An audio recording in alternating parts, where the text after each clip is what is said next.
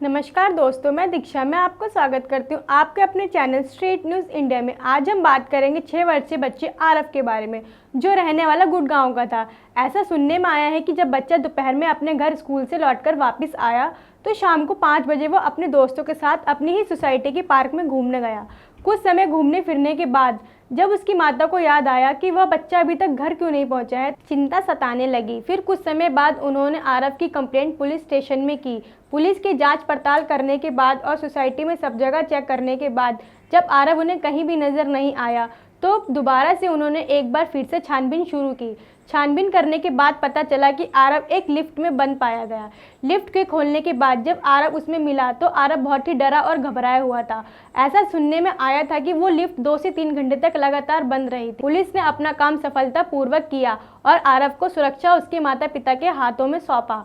Police ने अपने कार्य को बहुत ही मान और सम्मान के साथ पूरा किया। इसी के चलते एक खबर और हमारे सामने है। लखीमपुर खीरी के निसावादात निघासन इलाके में 2 बहनों का शव पेड़ पर लटका मिला।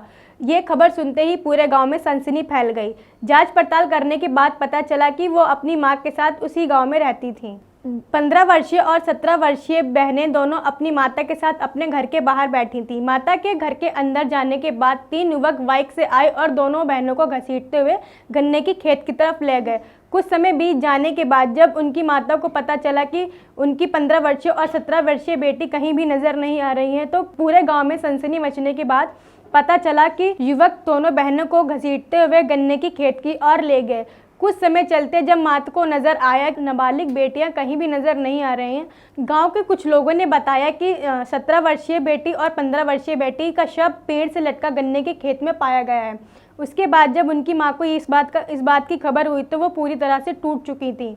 उन्होंने बताया कि वो अपनी दोनों बेटियों के साथ घर के बाहर बैठी हुई थी और कुछ समय के लिए वो अपने घर में गई।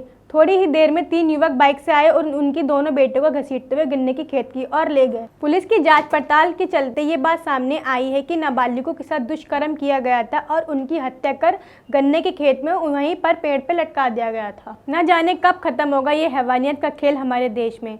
चलिए दोस्तों, फिर मिलते हैं नई और ताज़ा खबरों के साथ। मैं दीक्षा, स्ट्रीट न्यूज़ इंडिया से। हमारे चैनल को लाइक कीजिए, शेयर कीजिए और ज़्यादा से ज़्यादा सब्सक्राइब कीजिए। Thank you.